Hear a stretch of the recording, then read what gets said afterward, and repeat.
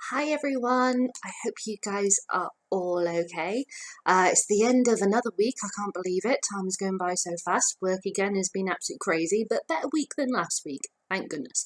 Because it's been crazy, I haven't actually had a chance to start reading the book I'm about to review until yesterday. Well, luckily it was quite a short book, and I've flown through it really quickly, and that book is Fahrenheit 451 by Ray Bradbury.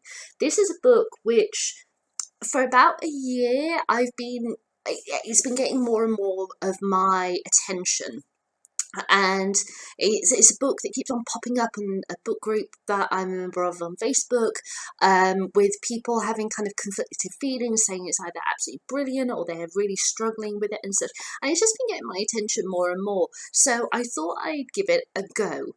As you know, I've got the 100 books to read bucket list poster, which is upstairs, and I was quite surprised. This book is not on that poster. I thought it would have been, but no, it's not, and I'm quite confused as to why it's not, because quite frankly, it's bloody brilliant. Um, just so you know, Fahrenheit 451, in case you've never read it, never come across it, is a book from the 1950s set around 1999. That's what I've gathered from Wikipedia, reading up about its background creation and everything. But it's never officially referred to what year it is in the book. And it's a time where everyone's houses are fireproof, and firemen, instead of putting out fires, they set fires. Books are illegal. Anyone who is found having books will have all of their books destroyed, and it's basically kind of like it's a bit of a manhunt to find these forbidden texts and such in the location that the book is set. We don't know exactly where it is set, but yeah, it's very, very interesting. And in everyone's homes, they've got these TV screens that are literally an entire wall, and on there, all the news, these really short, sharp programs and plays and stuff like that. But all of them have specific things in them that people are told, and because that is their only form of any information about news or whatever, everyone believes that what they are being told via their TV screens in their house is the truth. So they're basically being brainwashed. And there's a man in this called Guy, our main character, Guy Montag, who is a fireman, and he's never thought about why their society is the way it is until he meets a new neighbour, Clarice, who's 17 years old. She's very quirky, she's very different from everyone else, and she talks to him every night for about a week or two, and asks him all of these questions about what was life like years ago, and putting thoughts into his brain that he's never thought about. She's rather liberal, and one day she disappears, and this triggers Guy to start thinking about these things. And on a day when he's burning somebody's book collection, he steals a book, and that is the step that unravels into the story of Fahrenheit 451. So yeah, so that's the gist of the story.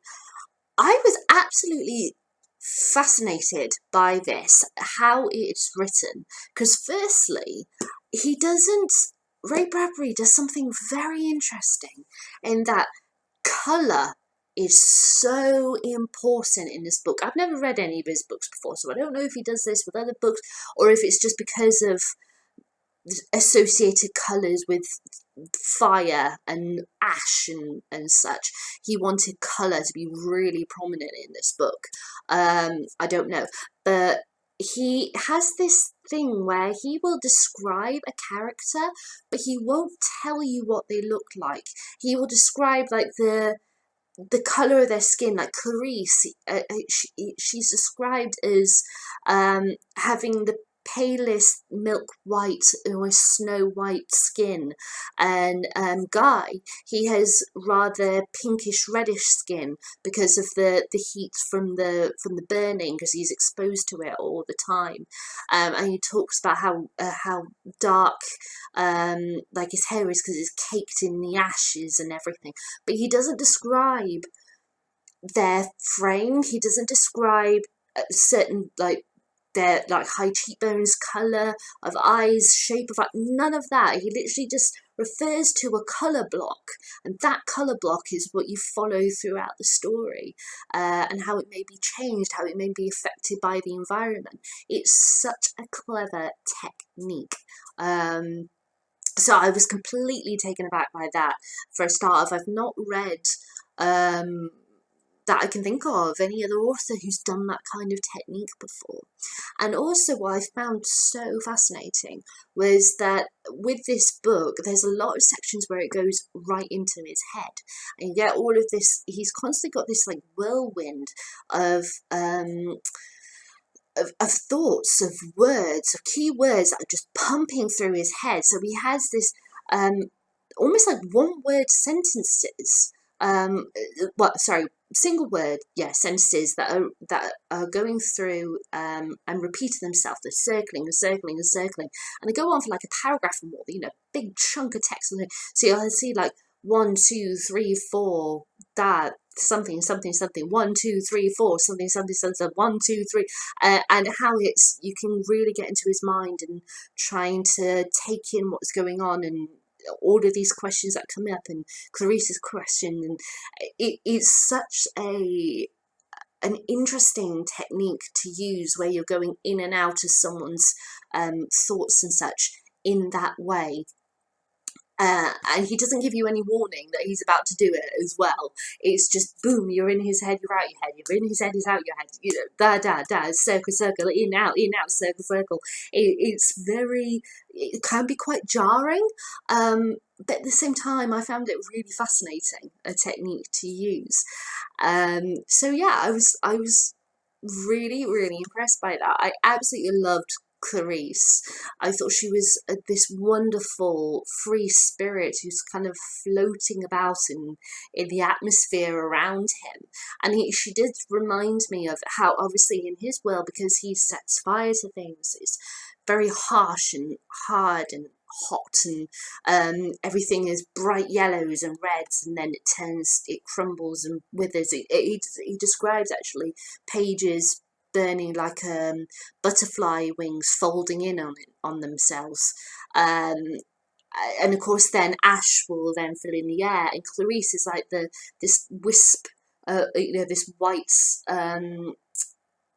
wisp of, could be, you could even think kind of smoke-esque, how it just like flutters and flows about and merges into the atmosphere, but it's very prominent, it's there,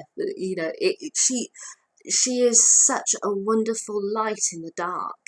And I can understand why Guy gets so fascinated by this 17-year-old girl, much younger than him, who is very liberal. She's very open and honest about herself.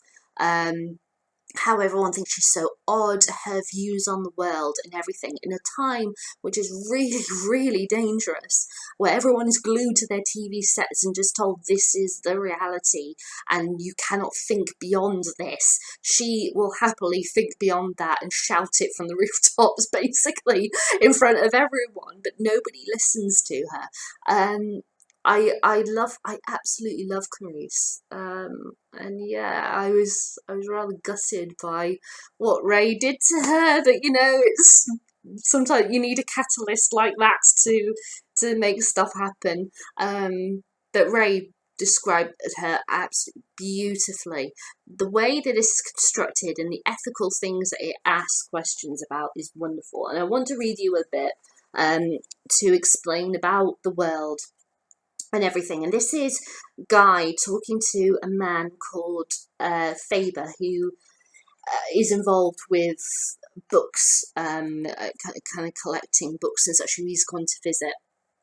And Guy is quizzing him about books and everything, and this is one thing that Faber says to him. So he says, Do you know why books such as this are so important? Sorry, I forgot to say. Guys brought him a Bible that he stole. That was the book that he stole from this woman's house, and Faber's quite taken aback by it because there's like no copies of the Bible left, and he's just being presented this and being quizzed about it, and this is his response. So, do you know why books such as this are so important? Because they have quality. And what does the word quality mean? To me, it means texture. This book has pores. It has features. This book can go under the microscope. You find life under the glass, streaming past in infinite profusion. The more pores, the more truthfully recorded detail of life per square inch you can get on a sheet of paper, the more literacy you are. That's my definition anyway. Telling detail, fresh detail. The good writers touch life often. The mediocre ones run a quick hand over her. It's the bad ones that rape her and leave her for the flies. Chills, utter chills when I read that. And then he goes on. So now do you see why books are hated and feared? They show the pores in the face of life.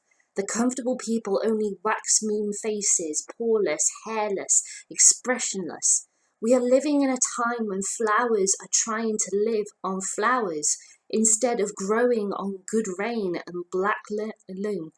Every firework, for all their prettiness, come from the chemistry of the earth, yet somehow we think that we can grow, feeding on flowers and fireworks without completing the cycle back to reality. Do you know the legend of Hercules and Aeneas, the giant wrestler, whose strength was incredible so long as he stood firmly on the earth? But when he was held rootless in mid-air by Hercules, he perished easily. If there isn't something in that legend for us today, in this city, in our time, then I am completely insane. Well, there we have the first thing I said we needed. Quality, texture of information. And the second, leisure. The things that he talks about in this book, things where he, at one point, Guy talks to his boss about books, the history of them and everything, and he talks about how what the firemen do is purifying things because of political correctness.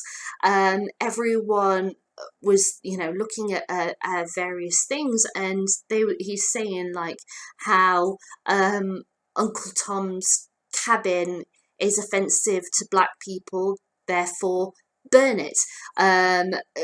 Another book, I can't remember which one it was, is offensive to white people, burn it, that kind of thing. So it was a case of as things started coming up as being saying that this is totally wrong, this is totally wrong, and so it started to get people to wipe it away, and to the point where nobody is allowed, it's illegal to own a single book, and everyone just has these massive full wall size TVs that spew out all of this stuff, and it's the only thing that people can connect to.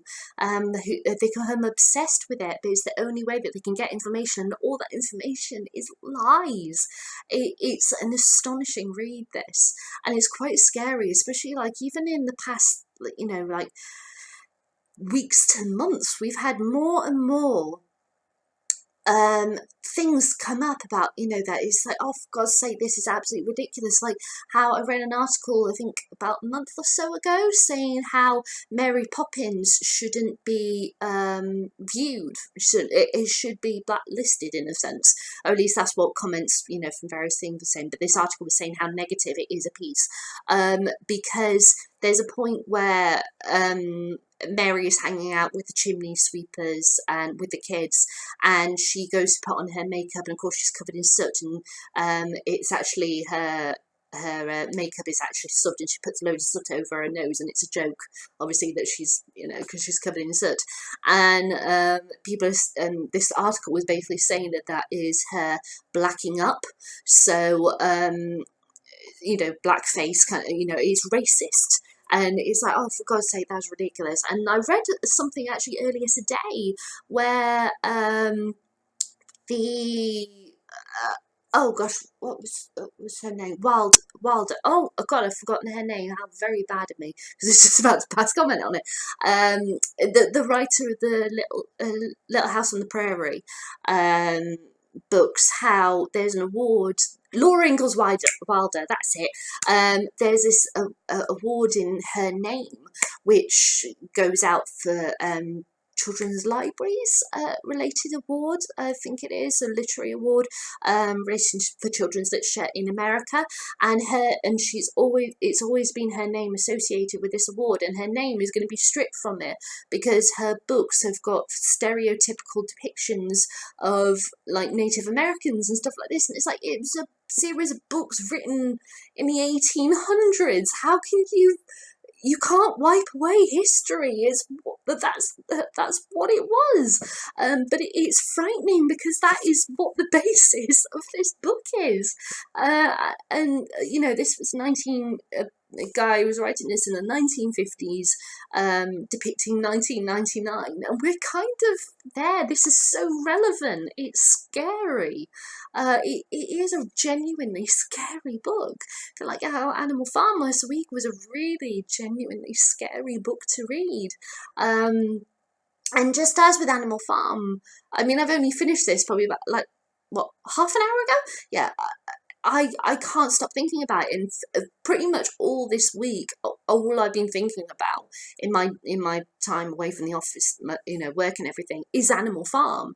The knock-on effects of that's just stuck with me, and now I'm going to have Animal Farm and Fahrenheit 451 in my head. I haven't seen any adaptations. I know there was a film, I think in the 60s, and last year there was the HBO TV series, so I'd like to look into them. I have looked at the trailer for the HBO series, and there's some things of it like, oh, that's not in the book, but then if you think about it, obviously elements such as technology and such, because there are quite a few elements of technology in this, the other computer technology that we have now, which weren't in this at all, because obviously it didn't exist then, and it never came up as something in the book, which they have integrated in. But it's just that there's no like huge massive change where I'm like, oh, this is really bad or anything. So I'd be quite intrigued to look into that, and the film from the 60s as well. I have found on Audible there is a BBC Radio 4 drama which I've downloaded onto my phone, but I haven't listened to yet, but I'll put a link to it in the description if you want to listen to it. And yeah, I'm quite,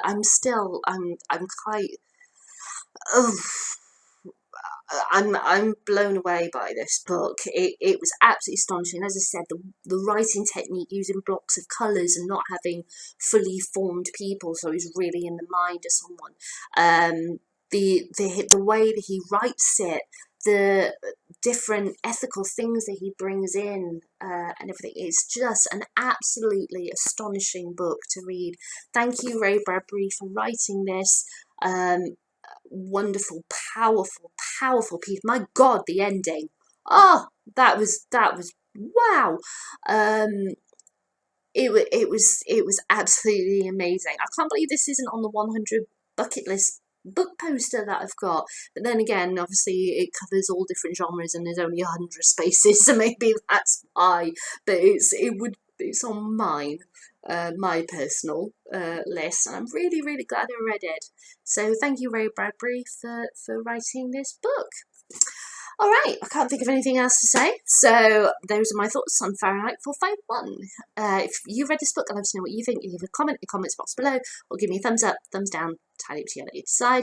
And of course, I've already announced what my next book is going to be, which is The Good Fairies in New York by Martin Miller, so I'll be starting that later this evening.